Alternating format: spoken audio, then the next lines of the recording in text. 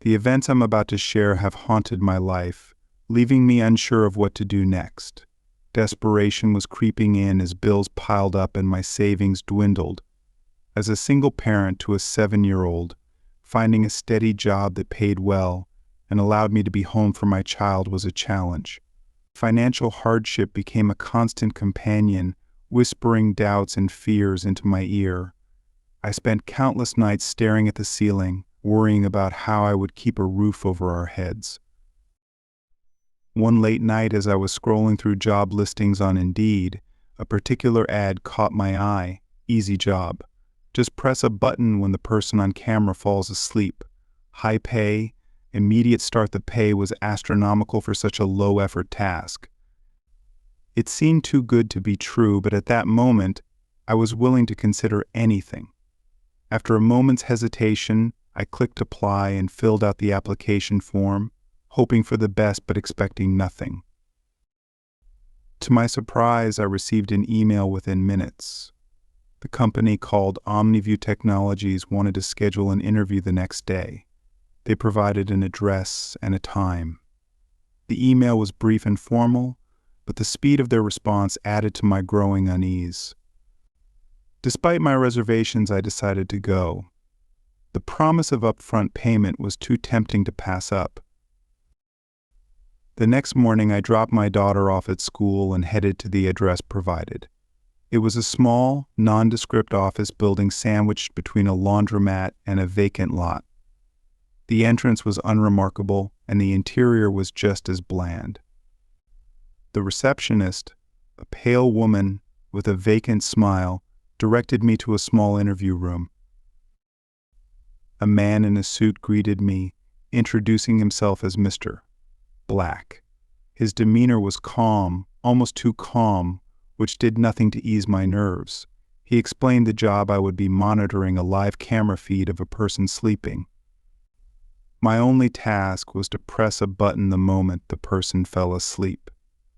The job paid $2,000 per night, and I would be paid after each shift. "Why is the pay so high?" I asked, unable to hide my suspicion. "Let's just say we value accuracy and discretion, Mr. Black replied with a smile that didn't reach his eyes. I started that night. The office where I was to work was in the same building, down a narrow hallway that seemed to stretch longer than it should. The room itself was small, dimly lit, with a single chair facing a large monitor. On the screen was a live feed of a bedroom. The camera was fixed, showing a bed, a nightstand, and a person lying under the covers. The person, a middle-aged man, was already in bed, his eyes closed. Next to the monitor was a single button. I sat down, trying to shake off the creeping unease that had settled over me. The man on the screen remained motionless, and the room around me was silent save for the faint hum of the monitor. Hours passed, and my nerves began to fray. I found myself leaning closer to the screen, scrutinizing every detail. The man occasionally shifted but never opened his eyes. Each movement made my heart race, my finger hovering over the button. Finally, after what felt like an eternity, the man's breathing slowed and his body relaxed completely. It was the signal I had been waiting for. With a trembling hand, I pressed the button.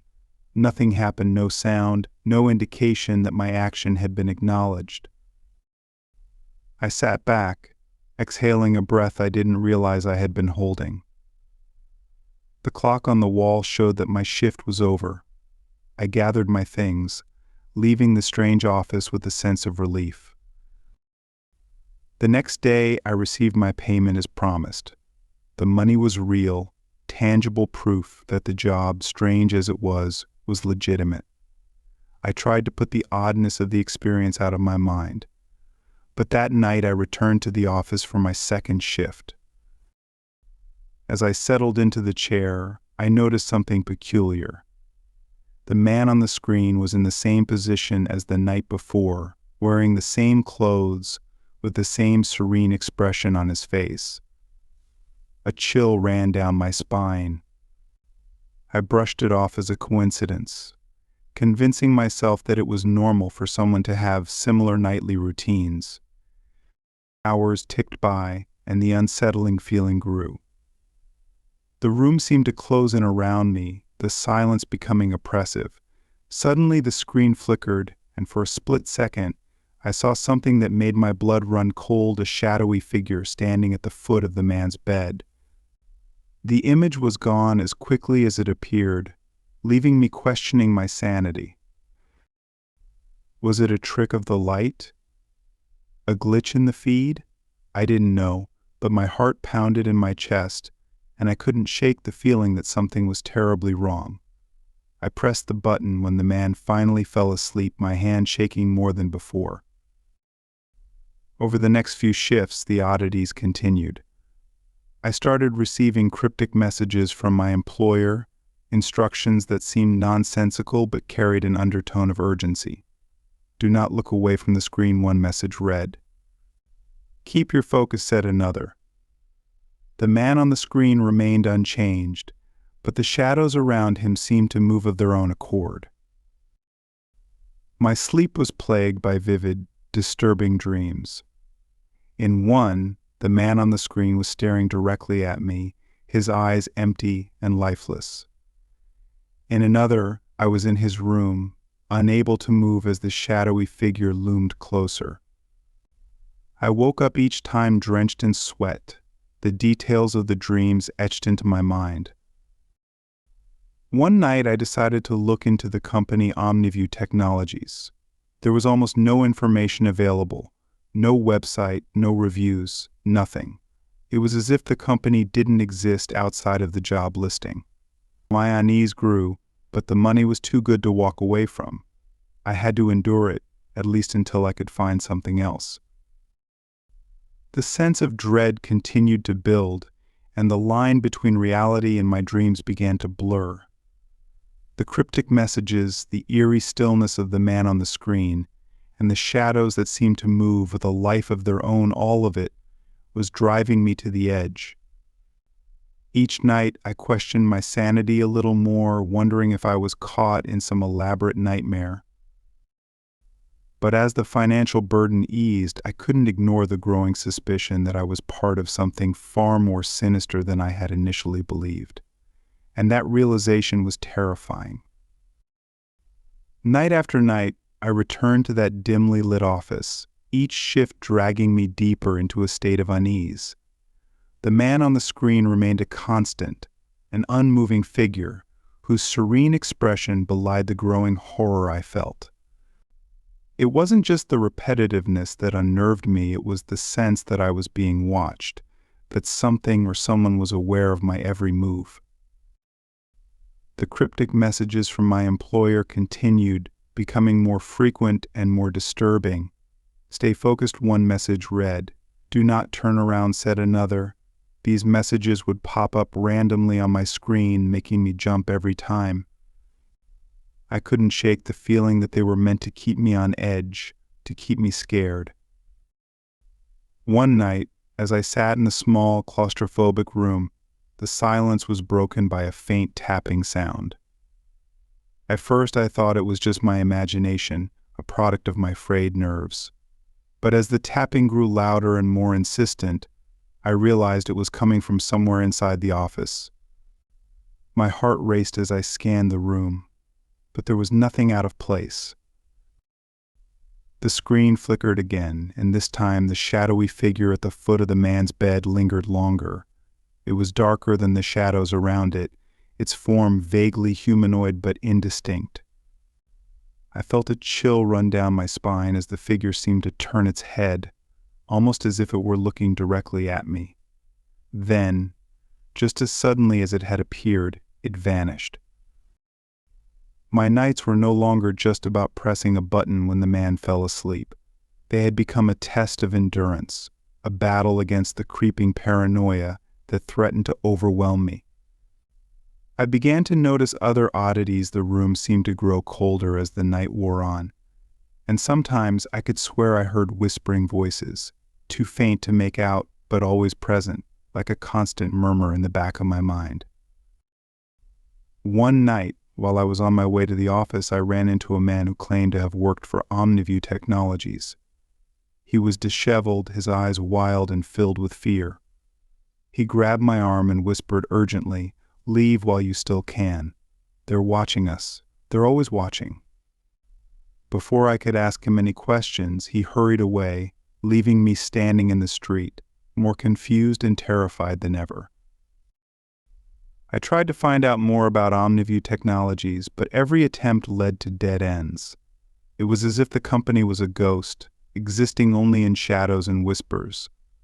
The cryptic messages I received began to include instructions that made no sense when you see it. Stay still.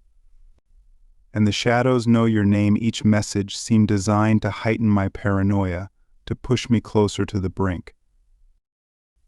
One evening, Mr. Black contacted me with a new task. He wanted me to monitor the feed overnight. The pay for this task was double the usual amount, but it came with strict instructions. Do not leave the room. Do not look away from the screen. Press the button as soon as he falls asleep. I arrived at the office, my anxiety at an all-time high. The room felt colder than usual, and the oppressive silence seemed to press down on me. I took my seat and stared at the monitor, my heart pounding in my chest. The man was there, as always, lying in bed, his eyes closed. Hours passed, and the shadows in the room seemed to grow darker, more oppressive. The tapping sound returned, louder and more insistent than before. I tried to focus on the screen, but my eyes kept darting around the room, searching for the source of the noise. Suddenly the screen flickered, and the shadowy figure appeared again, this time standing right next to the man's bed. It was clearer now, its form more defined. It was tall, its limbs elongated and twisted. I froze, my breath catching in my throat as the figure slowly turned its head, its eyes, if it had any seeming to lock onto mine through the screen. Panic surged through me, and I fought the urge to look away. The figure began to move, gliding silently towards the camera. The whispers in the room grew louder, a cacophony of voices overlapping and echoing in my mind. The tapping sound was now a constant, rhythmic beat that seemed to sync with my racing heart. I couldn't take it anymore. I pressed the button frantically, my hands shaking. The figure stopped, its head tilting to one side as if studying me. Then the screen went black, and the room was plunged into darkness. The tapping stopped, and the whispers faded, leaving me in a silence that was somehow more terrifying than the noise. I sat there, my heart pounding, my mind racing. What had I gotten myself into? What was Omniview Technologies really doing? The questions swirled in my mind, but there were no answers, only a growing sense of dread. The next morning, I received my payment as usual, but it brought no relief. The money felt tainted, a reminder of the horror I had endured. I knew I couldn't keep doing this job, but I also knew that quitting wasn't an option. Not yet, not until I had some answers. I resolved to find out the truth about Omniview Technologies, no matter what it took. But as I delved deeper into the mystery, I couldn't shake the feeling that I was being watched, that the shadows were closing in. And in the back of my mind, a single, terrifying thought took root. What if the man on the screen wasn't the one being monitored? What if it was me all along? Desperation and curiosity had led me into a nightmare, and now there was no way out. The shadows had taken hold, and the whispers had become a part of me. I was trapped in a web of fear and paranoia, and I knew that escaping would come at a price. But I had to try. For my daughter, for my sanity, I had to uncover the truth, even if it meant facing the darkness head-on. What happened next changed everything. As I dug deeper, I found a hidden folder on my laptop. It contained videos of my own shifts, recorded without my knowledge, Each video showed me sitting in the room, staring at the screen. But in the background behind me, shadowy figures moved, their forms barely visible in the dim light. They watched me, their eyes glowing with an unnatural light. My blood ran cold as I realized the truth. I wasn't just a passive observer in this twisted game. I was a participant, a pawn in a larger, more sinister plan. The shadows weren't just in the man's room, they were in mine as well. They had been watching me, studying me all along. I knew I had to get out, but the job had become a trap. The money was a lifeline, but it was also a chain binding me to this nightmare. I couldn't just walk away. Not without answers, not without understanding what OmniView Technologies was and why they had chosen me. I spent the next few days gathering as much information as I could. I contacted former employees, searched through online forums, and even hired a private investigator. What I discovered was more horrifying than I could have imagined. OmniView Technologies was a front for a secret organization that conducted experiments on human consciousness. They used the feeds to monitor people's reactions to various stimuli, studying the effects of fear and paranoia. In the shadows, the tapping, the whispers, it was all part of their experiments. And I was one of their subjects. The man on the screen was another victim, someone who had been trapped in this nightmare long before me. His serene expression was a mask, hiding the terror that he too felt. The shadows in his room were the same as the ones in mine, and they were closing in on both of us. I knew I had to act fast. I gathered all the evidence I could find and went to the authorities. But as I sat in the police station, recounting my story, I realized that I was up against something far bigger than I had anticipated. The officers listened, but their expressions were skeptical. Without concrete proof, they couldn't do much. Feeling defeated, I returned home only to find a letter waiting for me. It was from OmniView Technologies, informing me that my services were no longer required. They thanked me for my time and enclosed a final payment. But the letter also contained a chilling warning: "We will be watching." I knew then that I had to disappear. For my safety and my daughter's, I had to leave everything behind and start anew. I packed our belongings and moved to a different city, changing our names and cutting all ties to our past. But even now, as I try to rebuild our lives, the shadows linger, the nightmares continue, and I can't shake the feeling that they're still watching, waiting for the right moment to strike. The truth about OmniView Technologies may never be fully uncovered, but one thing is certain: the darkness is always there, lurking just out of sight. And so I live with the knowledge that the nightmare is far from over. The shadows are real, and they're always watching. The only thing I can do is stay vigilant, protect my daughter, and hope that one day we can finally escape the darkness that has haunted our lives. Adjusting to our new life was harder than I expected. Every creak in the house, every flicker of the lights, sent my heart racing. I tried to remain calm for my daughter's sake, to give her a semblance of normalcy, but the constant fear gnawed at me. I knew that we had to keep moving, never staying in one place for too long. The shadows were always one step behind, and I couldn't afford to let my guard down. My daughter, bless her, was resilient. She adapted to the changes with a grace that belied her age. She never complained about the frequent moves or the new schools, but I could see the fear in her eyes, the questions she never voiced. I wished I could give her answers to explain why we were always running, but the truth was too dark, too dangerous. I found work wherever I could, taking on odd jobs to keep us afloat. The money from OmniView Technologies was a double-edged sword.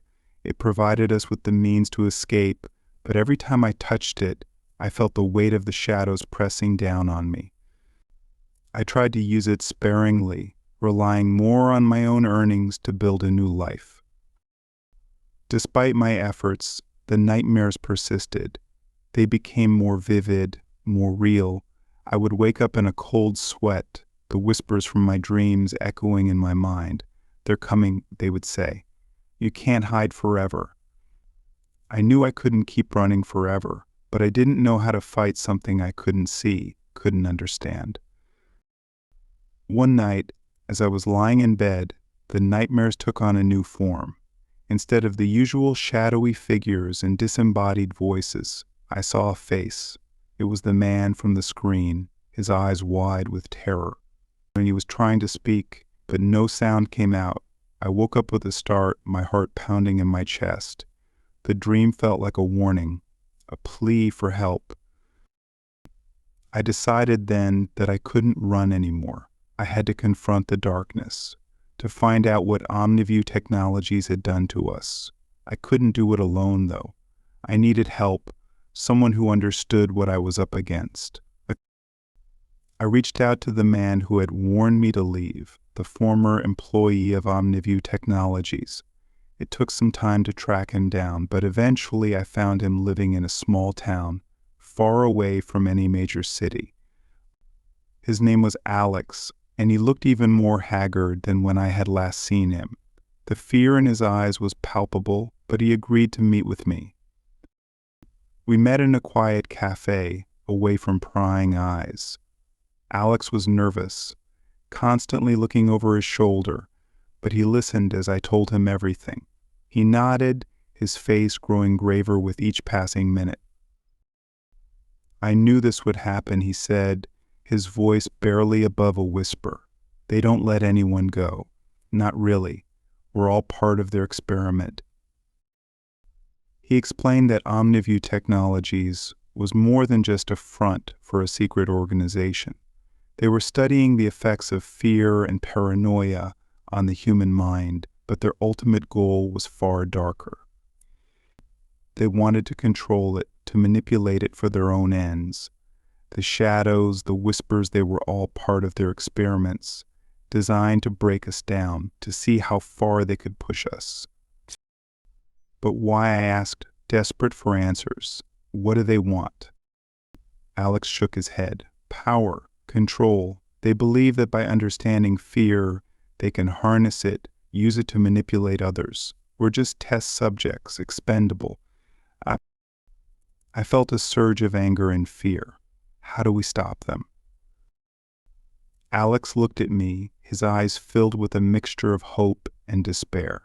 We need proof. Something concrete that we can take to the authorities. We have to expose them for what they are. Together, we devised a plan. We would break into OmniView Technologies and gather evidence of their experiments. It was risky, but it was our only chance. I couldn't let my daughter grow up in fear, constantly looking over her shoulder. We had to put an end to this.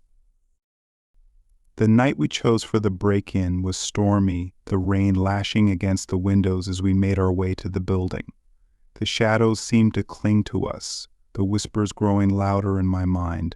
But I was determined, and for my daughter, for Alex, for all the others who had suffered, I had to do this. We managed to bypass the security system, using Alex's knowledge of the building's layout to navigate the hallways. The deeper we went, the colder it became, the shadows growing thicker. Finally, we reached the control room, the heart of OmniView Technologies. The room was filled with monitors, each one displaying a different feed. I saw countless rooms, each one with a person lying in bed, their faces twisted in fear. It was overwhelming, the sheer scale of their operations. But we didn't have time to dwell on it. We needed evidence. Alex began downloading files, his fingers flying over the keyboard. I kept watch, my heart pounding in my chest. Suddenly, the door behind us burst open, and a group of guards stormed in. They grabbed Alex, dragging him away as he struggled. "Run," he shouted at me. "Get out of here." I hesitated. torn between helping him and completing our mission. But I knew that staying would only get us both captured. With a heavy heart, I grabbed the USB drive with the downloaded files and ran, the shouts of the guards echoing in my ears. I made it out of the building and disappeared into the night, the rain washing away any trace of my presence. The next few days were a blur of fear and paranoia, but I managed to get the evidence to a journalist who had been investigating OmniView Technologies. The story broke, and the world learned the truth about the experiments, about the shadows. The company was shut down, the people involved arrested. But the damage had been done. I knew that the shadows would always be a part of me, the nightmares a constant reminder of what I had endured. But for now, we were safe. My daughter and I could finally start to heal, to rebuild our lives without fear. And though the shadows lingered, I was determined to face them head on. I had survived their darkness, and I would do whatever it took to protect my daughter from it. The nightmare was far from over, but I was no longer running. I was ready to fight. Life after OmniView Technologies' exposure was a mixture of relief and lingering anxiety. The public outcry forced the authorities to act, and the people responsible for the horrifying experiments were brought to justice. However, the shadows that once haunted our every step had left an indelible mark on my daughter and me. Adjusting to our new reality was a slow and painful process. We moved to a quiet town far from the chaos, hoping to find some semblance of peace. My daughter, ever resilient, began to open up again, making friends and engaging in school activities. But seeing her smile again was a balm to my soul, though the scars of our ordeal remained just beneath the surface. I found work as a teacher at a local community college, a far cry from the high-pressure tech job I once held. The simplicity of teaching, the joy of helping others learn, provided a much-needed distraction. Yet, every now and then a shadow would flit across my mind, a whisper would echo in my dreams, reminding me that the past could never be entirely left behind.